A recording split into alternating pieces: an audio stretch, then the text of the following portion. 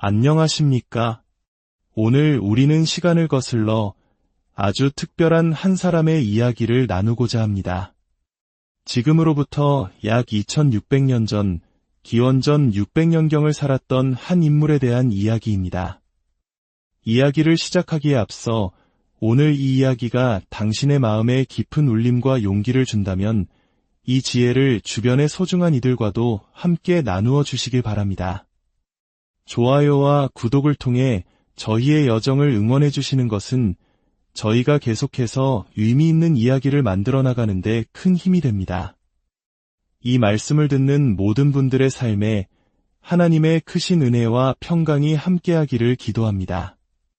자, 왜 우리는 이토록 오래전 사람의 이야기에 귀를 기울여야 할까요? 여기에는 몇 가지 중요한 이유가 있습니다.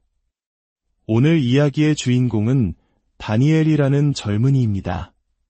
그의 인생에서 가장 극적인 사건들은 그가 10대 후반, 가장 예민하고 정체성이 흔들리던 시기에 일어났습니다. 다니엘은 아주 독특한 문화 속에서 자랐습니다. 그의 고향 유다는 오직 한 분, 하나님만을 섬기는 유일신 신앙을 가진 곳이었습니다.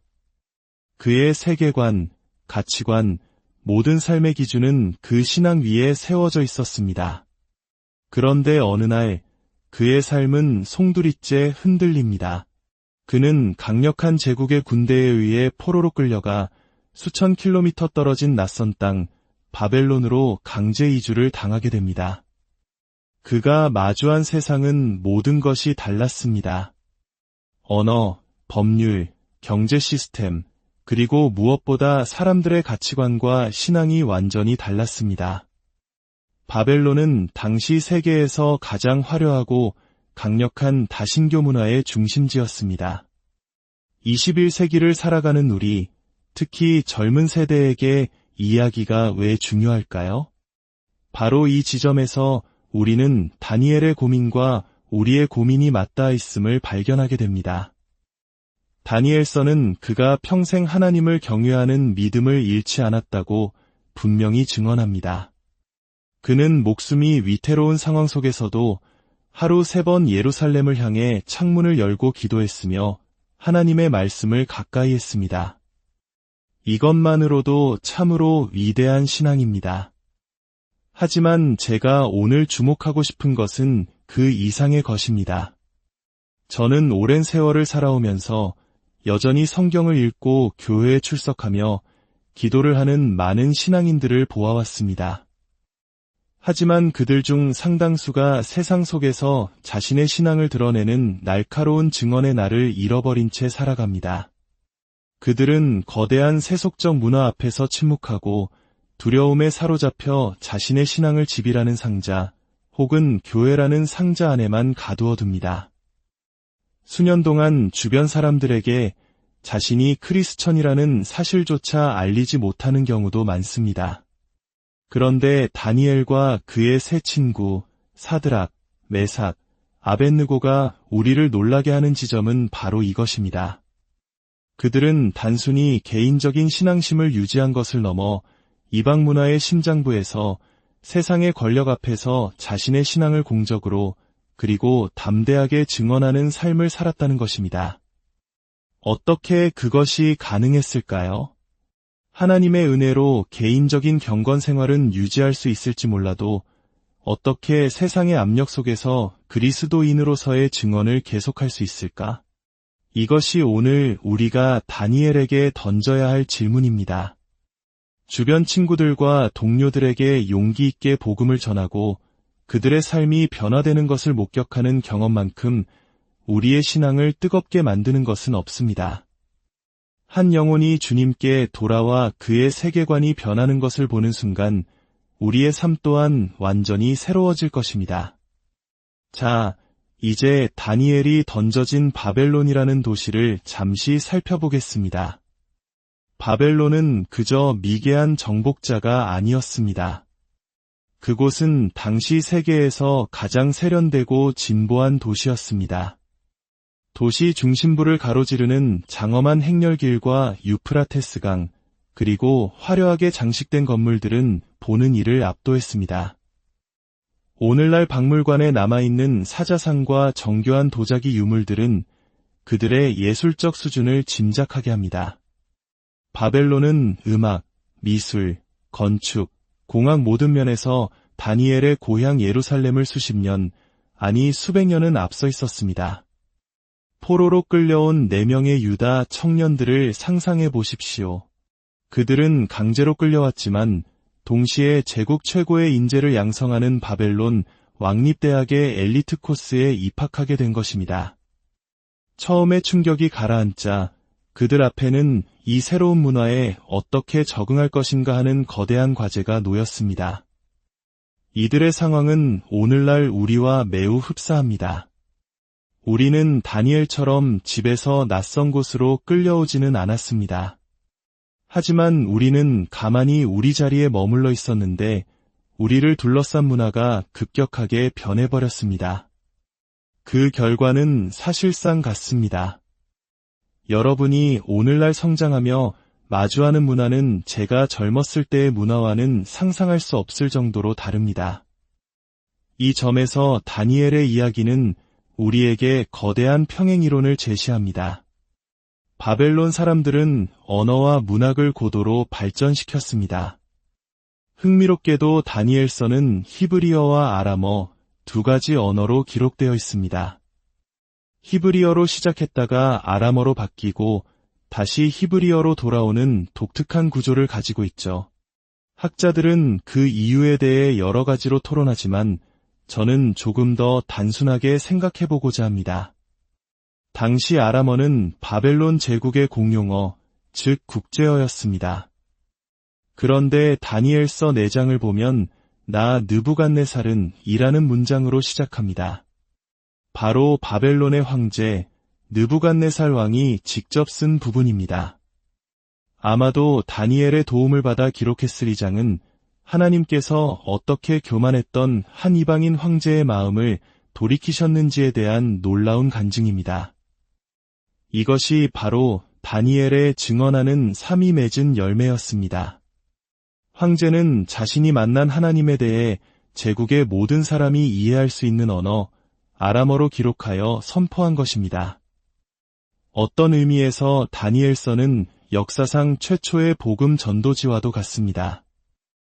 오늘날 세계적인 지도자 중 한 명이 자신이 어떻게 하나님을 믿게 되었는지를 상세히 기록한 글을 발표했다고 상상해 보십시오. 우리는 아마 그것을 복사해서 모든 사람에게 나누어주고 싶을 겁니다. 다니엘서의 아람어 부분은 바로 그런 역할을 했던 것입니다. 물론 다니엘서와 같은 고대 문서를 대할 때 많은 사람들은 그 진위성에 대해 의문을 제기합니다. 특히 다니엘서는 역사적 사실과 개인의 이야기뿐만 아니라 미래에 대한 예언을 담고 있기 때문에 더욱 그렇습니다. 어떤 학자들은 다니엘서의 예언이 너무나 정확하게 성취된 것을 보고 이것은 예언이 아니라 역사가 일어난 후에 기록된 것이라고 주장하기도 합니다. 즉, 다니엘은 기원전 6세기가 아니라 400년쯤 후에 살았던 인물이며 성경적인 의미의 예언이란 존재하지 않는다고 말입니다. 이것은 오늘날 우리가 마주하는 중요한 질문과 연결됩니다. 과학과 이성의 시대에 사는 많은 사람들은 기독교 신앙의 핵심 주장을 받아들이기 어려워합니다.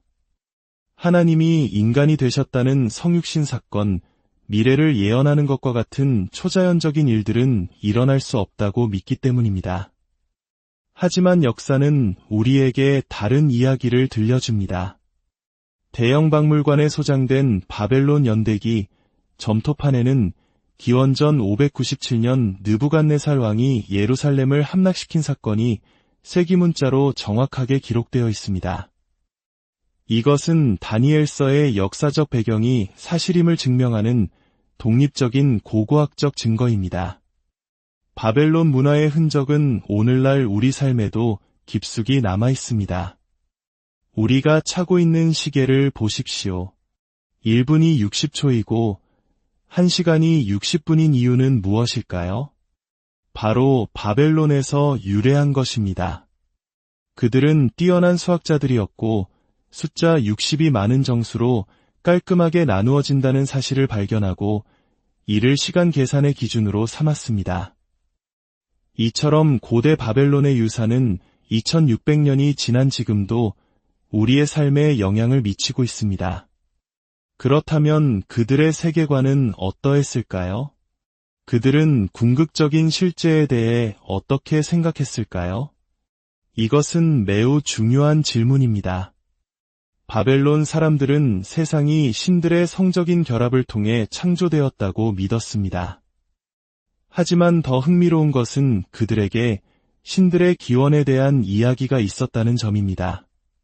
즉, 그들의 신들은 영원 전부터 존재했던 것이 아니라 태초에 존재했던 원초적인 물질로부터 생겨났다고 믿었습니다.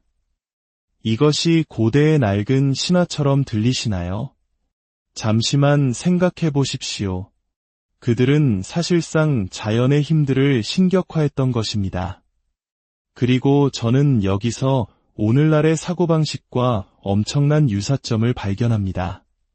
현대의 많은 물리학자들은 우주를 지배하는 4가지 근본적인 힘, 즉 중력, 전자기력, 강한 핵력, 약한 핵력이 모든 것을 결정한다고 믿습니다. 그들은 이 힘들을 신이라고 부르지는 않지만 사실상 신처럼 여기는 것과 다름없습니다. 결국 우리 모두는 그 힘의 지배 아래 있기 때문입니다. 다시 말해, 다니엘과 그의 친구들은 본질적으로 오늘날의 유물론적 세계관과 매우 흡사한 문화 속으로 던져진 것입니다. 그들의 신들은 우주의 물질에서 나왔습니다. 그들에게 궁극적인 실제는 신이 아니라 물질이었던 것입니다. 오늘날 많은 무신론자들이 초월적인 창조주 하나님을 부정하고 대신 물질 자체가 창조의 능력을 가졌다고 말하거나 심지어 우로부터 우주가 스스로 창조되었다고 주장하는 것과 놀랍도록 닮아 있습니다. 오늘날 우리가 내려야 할 근본적인 선택은 이것입니다. 창조주 하나님을 믿을 것인가? 아니면 무가 창조주라고 믿을 것인가? 다니엘은 바로 이 거대한 세계관의 전쟁터 한복판에 서 있었습니다. 자, 이제 다니엘서 전체의 구조를 아주 빠르게 살펴보겠습니다. 이 책의 구조를 이해하는 것은 그 메시지를 파악하는 데 매우 중요합니다. 다니엘서는 크게 2부분으로 나눌 수 있습니다. 전반부인 한 장에서 6장까지는 바벨론 제국을 배경으로 한 5편의 이야기와 메데바사 제국 초기의 한 가지 이야기가 나옵니다. 후반부인 7장부터 12장까지는 미래에 대한 환상과 예언이 중심을 이룹니다. 전반부를 보면 한 장에서 다니엘이 왕의 음식을 거절한 사건이 나오고 2장에서는 느부갓네살 왕이 거대한 신상에 대한 꿈을 꿉니다. 3장에서는 왕이 직접 금 신상을 만들어 모든 사람에게 절하라고 강요하고 다니엘의 세 친구가 이를 거부하여 불타는 풀무불에 던져집니다. 4장에서는 교만해진 느부갓네살 왕이 징계를 받아 7년 동안 짐승처럼 살다가 회복되는 이야기가, 5장에서는 그의 아들 벨사살 왕이 하나님의 성전 기물을 가지고 잔치를 벌이다가 하나님의 심판을 받아 그날 밤에 죽고 바벨론 제국이 멸망하는 이야기가 나옵니다. 이 이야기들은 단순한 나열이 아닙니다. 절대적인 가치와 상대적인 가치, 참된 경배와 우상숭배, 하나님의 주권과 인간의 교만이라는 주제가 점층적으로 심화되며 5장에서 극적인 절정을 이룹니다. 그렇다면 이 젊은 청년 다니엘이 그 거대한 문화의 압력 속에서 굴복하지 않고 굳건히 설 수 있었던 비결은 무엇이었을까요? 그 첫 번째 단서는 다니엘서 1장 2절에 나옵니다. 주께서 유다 왕 여호야김과 하나님의 전 그릇 얼마를 그의 손에 넘기심에. 잠깐만요. 이 구절이 이상하지 않습니까? 만약 반대로 주께서 강대한 바벨론 왕 느부갓네살을 연약한 유다 왕 여호야김의 손에 넘기셨다고 기록되었다면 그것은 정말 인상적인 기적이었을 겁니다. 하지만 세상의 어떤 역사학자라도 이 사건을 보면 그저 강대국이 약소국을 짓밟은 자연스러운 역사, 즉 역사 속의 다윈주의라고 설명할 것입니다. 그런데 다니엘은 주께서 넘기셨다라고 기록하며 어리석게 보일 위험을 감수했을까요? 여기에 젊은 다니엘의 확신의 첫 번째 원천이 있습니다. 그는 역사를 주관하시는 분이 하나님이라는 사실을 굳게 믿었습니다. 이것은 우리에게 두 가지 차원의 이야기를 들려줍니다. 하나는 다니엘의 개인적인 이야기입니다. 그는 부모님을 잃었을지도 모르고 다시는 고향 땅을 밟지 못했을 수도 있습니다. 그의 삶은 고통스럽고 비참했습니다. 하지만 그는 그 모든 비극적인 사건의 배후에 하나님의 손길이 있음을 믿었습니다. 우리 삶도 마찬가지입니다. 모든 것이 잘 풀릴 때 하나님께서 함께 하신다고 말하기는 쉽습니다. 하지만 내 삶을 송두리째 뒤흔드는 파괴적인 경험 앞에서 이 일의 배후에도 주님이 계신다고 고백할 수 있을까요? 다니엘은 그렇게 했습니다. 그는 자신의 개인사와 세계사 모두를 하나님의 손안에서 바라보았습니다. 이것이 그가 흔들리지 않았던 첫 번째 이유입니다. 두 번째 비결은 더 깊은 곳에 있습니다. 다니엘은 왜 느부갓네살 왕이 하나님의 전그릇 얼마를 가져갔다는 사소해 보이는 사실을 굳이 기록했을까요? 그는 그리고 왕이 나와 내 친구들을 포로로 잡아갔다고 말하지 않고 성전의 그릇 이야기를 먼저 했을까요? 생각해 보십시오. 느부갓네살 왕은 그 그릇들을 자신의 신전에 있는 보물창고에 두었습니다. 이것은 그가 그 그릇들을 존중하지 않았다는 뜻이 아닙니다. 오히려 그는 그것들을 가치 있게 여겼습니다. 그는 아마도 예루살렘 전리품이라는 팻말과 함께 그 그릇들을 전시하며 위대한 나 느부갓네살이 이 나라를 정복했다. 이 아름다운 공예품들을 보라 며 자신의 위대함을 과시했을 것입니다. 바로 여기서 거대한 충돌이 일어납니다. 하나님의 성전에 있던 금은 그릇들은 하나님의 절대적인 영광과 거룩함을 상징하는 절대적 가치였습니다. 그러나 느부갓네살은 그것을 수많은 전리품 중 하나로 전락시킴으로써 상대적 가치로 만들어 버렸습니다. 이것이 바로 우리 시대의 문화가 하는 일입니다. 예수님을 믿는다고요? 참 좋네요. 저는 불교가 더 마음에 들어요. 각자 좋은 걸 믿으면 되죠. 이 말은 예수 그리스도라는 절대적인 진리를 수많은 종교적 선택지 중 하나라는 상대적 가치로 끌어내리는 것입니다. 우리 문화는 절대적인 진리, 절대적인 가치, 절대적인 도덕은 없다고 속삭입니다. 다니엘과 그의 친구들은 아마도 때때로 바벨론의 박물관에 조용히 찾아가 유리창 너머의 그 성전 그릇들을 바라보았을 것입니다. 그리고 서로에게 이렇게 말했을 겁니다. 친구들, 저것이 바로 우리가 목숨을 걸고 지켜야 할 가치야. 우리에게는 이것이 주기도문의 첫 구절로 다가옵니다. 아버지여, 이름이 거룩히 여김을 받으시오며 아버지의 이름, 그 이름만이 나의 유일한 절대적 가치가 되게 해달라는 고백입니다. 예수 그리스도는 나의 주님이십니다. 이 고백은 그분만이 내 삶의 최고 가치라는 선언입니다. 여러분의 가치는 내일 당장 시험받을 것입니다. 진실을 얼마나 소중히 여기는지, 다른 사람에 대해 말할 때 얼마나 정확하게 말하는지, 당신의 시간과 재물을 어디에 사용하는지를 통해 당신의 진짜 가치관이 드러날 것입니다. 하나님께서 당신의 역사를 주관하신다는 확신이 없다면 당신은 흔들리다 넘어질 것입니다. 하나님만이 당신의 최고 가치라는 확신이 없다면 당신은 세상 문화에 휩쓸려 당신의 가장 소중한 것들을 파괴당하게 될 것입니다.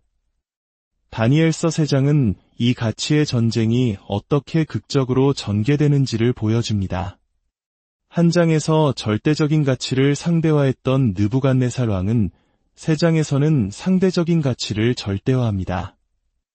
그는 거대한 금 신상을 만들어 놓고 모든 사람에게 절하라고 명령합니다. 이것이 바로 우상숭배의 본질입니다. 하나님이라는 참된 절대자를 버린 인간은 결국 돈이든 권력이든 국가든 다른 무언가를 그 자리에 놓고 절대적인 충성을 바치게 됩니다. 다니엘의 세 친구 사드락과 메삭과 아벳느고는 그 명령 앞에 섰습니다. 우리는 이 이야기를 어린아이들을 위한 동화처럼 쉽게 읽어버리곤 합니다. 하지만 그들이 겪었을 고통을 상상해 보십시오. 풀무불에 들어가기 전 그들이 겪어야 했던 내면의 싸움은 얼마나 치열했을까요? 한평생 보장된 직장과 명예, 안락한 삶, 그 모든 것을 버리고 끔찍한 죽음을 선택해야 하는 기로 아내와 자식들의 얼굴을 떠올리며 여보, 다음 주에 왕이 세운 신상에 절을 해야 한다오. 하지만 나는 할 수 없소 라고 말해야 했던 그 가장의 심정을 상상할 수 있습니까? 수많은 사람들이 모인 광장에서 아무도 보지 않을 테니 살짝 고개만 숙이면 된다는 유혹은 없었을까요? 하지만 그들은 왕 앞에 서서 담대하게 외쳤습니다. 왕이여, 우리가 섬기는 하나님이 계시다면 우리를 맹렬히 타는 풀무불 가운데에서 능히 건져내시겠고 왕의 손에서도 건져내시리이다. 그러나 그렇게 하지 아니하실지라도 왕이여, 우리가 왕의 신들을 섬기지도 아니하고 왕이 세우신 금 신상에게 절하지도 아니할 줄을 아옵소서. 그렇게 하지 아니하실지라도 이 얼마나 위대한 신앙 고백입니까? 이것은 하나님과의 거래가 아닙니다. 하나님이 나를 구해주실 것이기 때문에 믿는 것이 아니라 설령 그분이 나를 구해주시지 않는다 해도 그분만이 나의 절대적인 주님이시기에 나는 그분을 배신할 수 없다는 결단입니다. 이것이 바로 세상을 이기는 믿음입니다. 오늘 이 시대는 우리에게 동일한 질문을 던지고 있습니다. 당신의 가치는 어디에 있습니까? 인터넷의 압력, 친구들의 압력 앞에서 당신은 타협하고 있습니까? 아니면 당신의 가치 체계의 중심에 당신과 나를 위해 십자가에서 머리를 숙이신 예수 그리스도를 굳게 붙들고 있습니까? 다니엘의 이야기는 2600년 전의 낡은 기록이 아닙니다. 그것은 오늘을 살아가는 우리를 향한 하나님의 생생한 메시지입니다. 당신의 개인적인 역사와 이 세상의 역사를 주관하시는 하나님을 신뢰하십시오. 세상이 상대화시키려는 절대적인 진리를 굳게 붙드십시오. 그리고 침묵의 압력을 이겨내고 당신의 삶으로 그리스도를 증언하십시오.